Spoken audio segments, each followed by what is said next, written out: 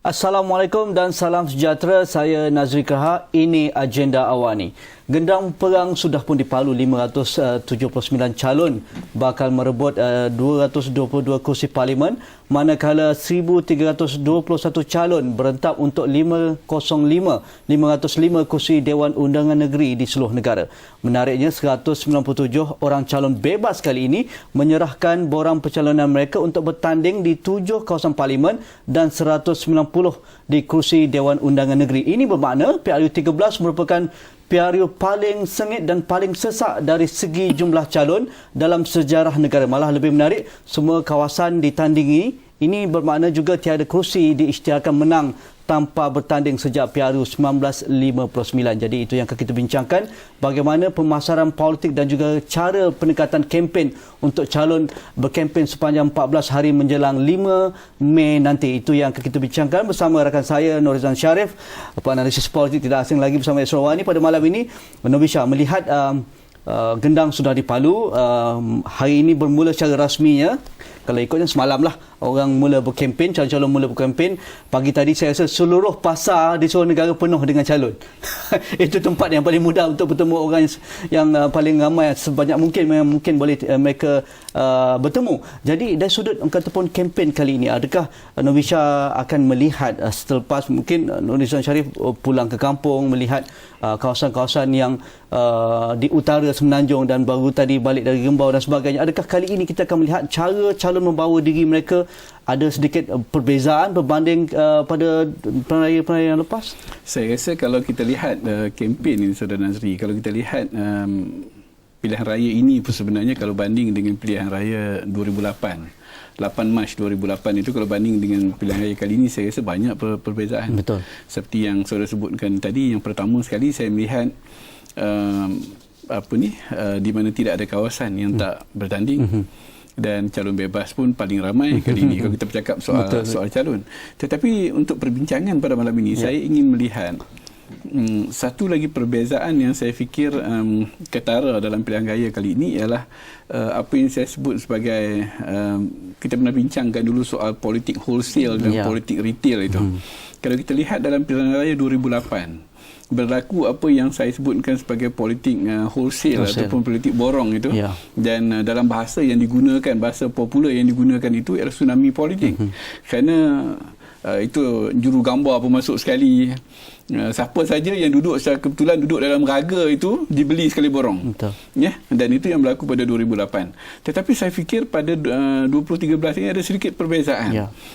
Di mana dia berlaku apa yang saya sebutkan dulu sebagai politik retail itu, ataupun politik runcit, di mana berlaku apa yang kita sebut sebagai localization of campaign itu.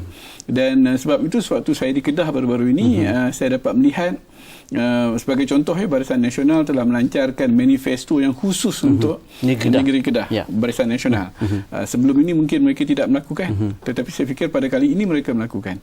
Begitu juga kalau kita lihat di Selangor dan di banyak negeri-negeri lain itu.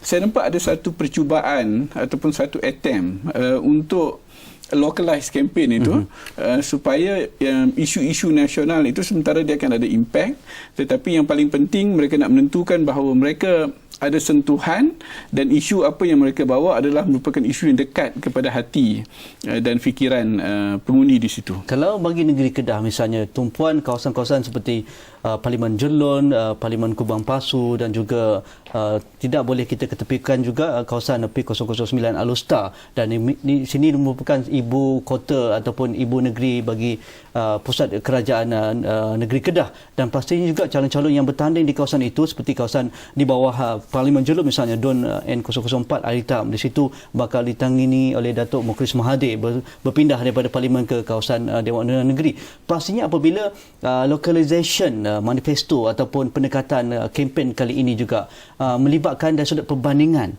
kerana bukan sahaja Barisan Nasional menampilkan manifesto mereka di peringkat tempatan itu sendiri, tetapi di sebelah Pakatan Rakyat PAS, Pakatan PKR ataupun DAP akan menampilkan manifesto tempatan mereka untuk mengikut kawasan-kawasan yang ditanding ini. Jadi ini merupakan satu pertandingan manifesto dan juga pembentangan tawaran kepada rakyat. Saya rasa dari sudut perspektif itu, rakyat mendapat pilihan yang baik untuk bagaimana mereka menilai pada 5 hari bulan nanti. No, saya kalau saudara gunakan perkataan manifesto, Barisan Nasional menggunakan perkataan aku janji. Pada saya, apa yang kita lihat, ya, terutama sekali di kedua-dua belah pihak, itu di pihak di Barisan Nasional ataupun di pihak Pakatan Rakyat, itu kita dapat lihat sebenarnya yang ditampilkan kepada kita pada peringkat nasional sekarang ini sebenarnya bukan sangat manifesto. Manifesto ini penyataan idealism. Jadi sebab itu kalau penyataan idealism yang sedemikian itu yang dikatakan sebagai bukan janji itu. Tetapi kalau sudah jadi spesifik, sudah jadi shopping list, harga kereta nak diturunkan, itu sudah menjadi janji. Itu bukan lagi manifesto, it's a shopping list. Yang sedang kita lihat sekarang ini adalah merupakan shopping list dan bukan lagi manifesto. Dan sebab itu kalau kita lihat pada peringkat pada peringkat negeri juga kita dapat melihat soal yang sama yang sedang berlaku, di mana kita dapat lihat apa yang berlaku ialah isu-isu yang dibangkitkan pada peringkat negeri itu juga adalah merupakan isu yang sebenarnya sudah menjadi terlalu lokal sebenarnya. Saya baca dalam manifesto yang disebut manifesto atau aku janji Barisan Nasional Negeri Kedah itu soal perumahan kadar, ya, soal pelupusan sampah. Ini saya rasa isu-isu yang sudah lokal dan menjadi isu dalam politik negeri Kedah itu ditampilkan. Dan saya fikir ini adalah merupakan dari satu sudut bagus. Cuma saya mengharapkan dalam perbincangan nanti itu perkara-perkara ini dibincangkan bukan karakter assassination. Ya, bagaimana ia boleh dibawa ke peringkat yang paling maksimum? Kerana 14 hari bukan masa yang panjang dan calon-calon kebanyakan kalau calon lama mungkin sudah biasa selok-belok kawasan, selok-belok pengundi dan sebagainya. Tetapi bagi calon baru untuk berhadapan dengan pengundi dan juga dapat menyampaikan dengan baik aku janji mereka dan sebagainya dan pendekatan yang mereka ingin bawakan memerlukan pendekatan yang berbeza sama sekali. Kalau media sosial mungkin sesuai di kawasan bandar dan juga kawasan-kawasan pinggir bandar, tetapi kawasan luar bandar bagaimana? Pendekatan yang paling maksimum. Saya nak tanya tentang itu dengan Nobisha. Kita rehat sebentar, jumpa lagi selepas ini.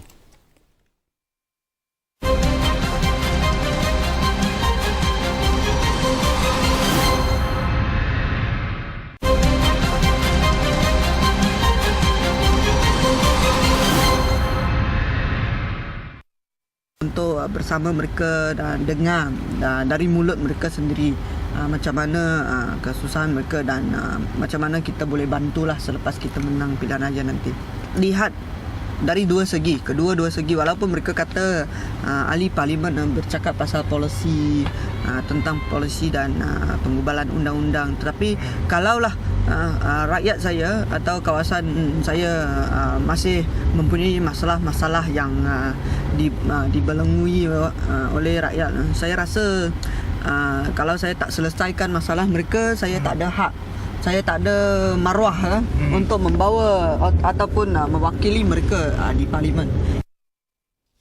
Itu tadi calon kempen yang sempat diikuti oleh rakan kami Ahmad Khairul Syafizan Johari bagi P106 Petaling Jaya Utara. Dan ini juga menarik juga bagaimana calon-calon muda ditampilkan oleh Barisan Nasional untuk bertanding di PJ Utara, tetapi pastinya saingan sengit yang akan diterima oleh calon tersebut bertanding dengan Tony Pua, penyandang untuk kawasan ini. Dan bagi Nobisha melihat calon-calon sekarang ini, mereka mungkin ada kekuatan individu tersendiri. Mereka ada pembawaan yang mereka sudah biasa dengan kawasan kerana mereka bersama dengan parti, aktivis parti dan sebagainya. Tetapi apabila masuk dalam katakan fasa kempen ini, bagaimana mereka perlu eksploitasi intensiti itu yang bagaimana perlu dilakukan?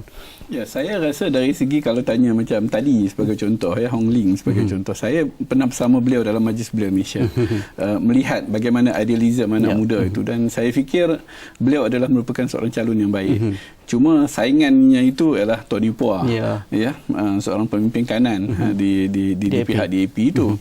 So jadi tetapi saya fikir idealisme ini harus dipupuk. Soal menang, soal kalah itu soal kedua, dan bukan tugas kita untuk menentukan siapa menang dan siapa kalah. Tetapi apa yang saya nak sebutkan bahawa idealism ini harus dipupuk, semangat ini harus dipupuk, dan saya melihat beliau tadi bercakap soal bagaimana beliau ingin menawarkan diri dan menyelesaikan sebahagian daripada masalah rakyat itu, dan saya fikir itu idealism yang harus kita bawa. Okey, kita bersama Ahmad Khairul Syafizan Johari yang sempat bersama calon PJ Utara ni sepanjang hari. AK. Hello. Okey, sepanjang hari bersama calon PJ Utara, apa yang AK dapat lihat calon ini, cara pembawaan beliau, cara pendekatan yang mungkin ada istimewanya? Okey, calon ini merupakan calon termuda BN pada usia 32 tahun, dan memang sebenarnya ada 2-3 orang lagi berusia 30 tahun, tapi kalau dah ditengokkan, dah dibandingkan dengan Bulan, dia lah yang paling muda sebenarnya.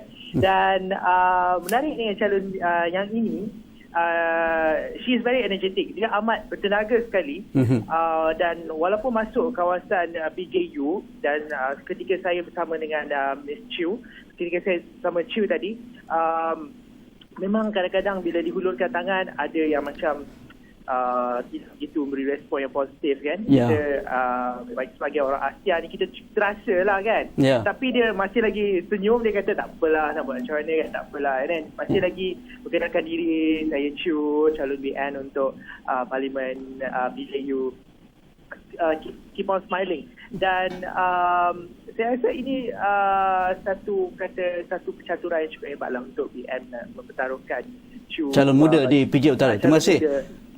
Terima kasih AK. Terima kasih AK. Mungkin esok AK akan ke mana pula, kita akan saksikan dalam track campaign dalam program bermula pada malam esok. Mungkin bagaimana calon-calon muda ini, mereka tak ada bagasi politik. Mereka tidak, orang kata pun tiada orang kata pun sejarah dalam kawasan tersebut untuk track record untuk diberikan serangan oleh pihak lawan dan sebagainya. Tetapi itulah orang kata pun politik baru yang kita inginkan. Bagi Nobisha juga melihat perjalanan kempen di kawasan Rembau pada siang tadi.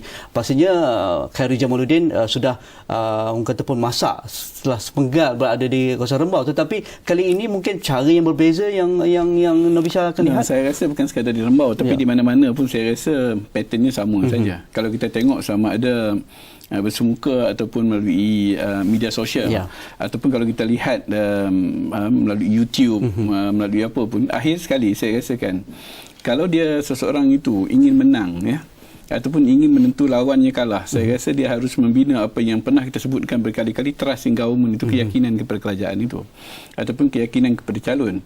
Dan saya mengatakan bahawa ada 3 perkara penting dalam kempen. Kalau kita tengok dalam mana-mana kempen, kita boleh ambil contoh, boleh tengok isu. Sebab yang pertama sekali, saya rasa isu kompetensi. Dia boleh buat atau tidak boleh buat. Dia ada kemampuan untuk melakukan atau dia tidak ada kemampuan untuk kompetensi. Itu yang pertama. Yang kedua, credibility. Kan? Dari credibility ataupun tidak untuk bercakap isu itu. Ini yang kedua. Yang ketiga ialah konsistensi. Adakah perkara ini hanya one off ataupun sesuatu yang dilaksanakan secara berterusan. So, jadi kalau kita tengok dalam apa-apa kempen sekalipun, sama ada kita bercakap soal katakan soal ambil contoh, kita katakan kalau kita bercakap soal buku jingga sebagai contoh. Buku jingga maksudnya di pihak Barisan Nasional mereka mempertikaikan kompetensi, kemampuan kerajaan untuk melaksanakan, kemampuan Pakatan Rakyat untuk melaksanakan. Mereka bercakap soal credibility, sebab itu dikaitkan dengan isu di Selangor umpamanya, dengan isu di Kedah sebagai contoh. Bagaimana contohnya di Kedah umpamanya tarif air naik hampir 100% selepas PAS ambil alih. Soal konsistensi, adakah perkara yang sama konsisten? Bercakap soal kebebasan media, tetapi media tidak dibenarkan masuk ke dalam dalam sidang akhbar sebagai contoh. Ini antara perkara-perkara yang dibangkitkan di pihak Barisan Nasional terhadap Pakatan Rakyat itu. Dan saya fikir hal yang sama juga berlaku di pihak sebelah sana. Jadi kita nampak ini. Tetapi akhir sekali 3 perkara ini dalam apa isu pun dibangkitkan. Berbalik kepada soal Rembau tadi, saya mengikuti 3 atau 4 ceramah itu di Seri Permata yang majoritinya orang kawasan orang India. Dan kita lihat dalam pilihan raya 2008 dulu, Datuk Seri Utama yang Menteri Besar tadi, Ahmad Hassan, kata saya pada 2008, dia kata poster saya pun dibaling tek lembu. Dia kata itu, dia disebut dalam ucapan tadi. Tetapi dia kata dalam pilihan raya kali ini saya melihat orang menerima saya kehadiran yang cukup baik. Dia melihat itu satu yang positif. Tetapi dalam ucapan itu kita melihat isu kompetensi, isu kredibiliti dan isu konsistensi. Maksudnya di pihak Barisan Nasional dikatakan bahawa kita memiliki ketiga-tiga, di pihak lawan mereka tidak memiliki ketiga-tiga. Saya fikir apa saja isu yang dibawa itu harus dilihat dalam kerangka tersebut, dan hal yang sama dilakukan sama ada di pihak Barisan Nasional ataupun di pihak Pakatan Rakyat. Okey, pastinya dalam masa yang begitu singkat dan ada fasa tertentu dalam kempen ini. Fasa pertama mungkin pada awal minggu ini sehinggalah beberapa hari akan datang, dan akan masuk fasa yang ataupun pecutan terakhir itu. Saya rasa itu yang paling kritikal. Apakah wow factor ataupun X factor yang perlu ada pada setiap calon parti yang bertanding, kerana masyarakat sudah ada kata pilihan di hadapan mereka, bukan sahaja Pakatan Rakyat ataupun Barisan Nasional, tetapi mereka ada calon bebas lagi. Mungkin sudah biasa dengan kawasan tersebut. Jadi kita rehat sebentar, jumpa lagi selepas ini.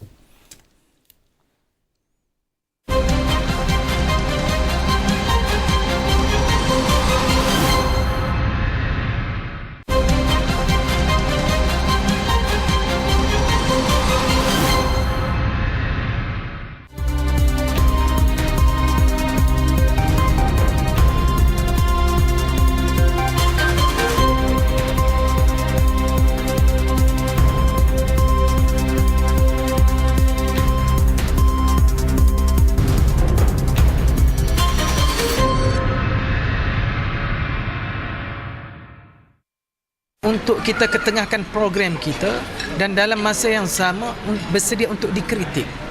Barangkali apa yang kita sediakan itu hanya syok diri kita sendiri. Tetapi mungkin masyarakat di sana, mungkin mereka tidak bersedia dengan idea itu. Dan kita mesti bersedia untuk menerima proses kritikan itu. Dan ini mesti dilakukan secara terus dengan masyarakat. Kita tidak boleh melakukan itu dengan cara menghantar pegawai kita dan sebagainya, sebab masyarakat hari ini mereka nak pendekatan bersemuka itu. Jadi ini perlu ada keberanian. Yang kedua ialah kita mesti ada proses pemikiran kritik plus konstruktif. Ini perlu ada. Dan ini yang ingin kita tawarkan. Okey, semua orang boleh memberi kritikan, tetapi di mana yang bersifat idea yang lebih baik itu, konstruktif idea itu. Dan ini yang saya cuba bawa dalam konteks DUN Kota Anggerik.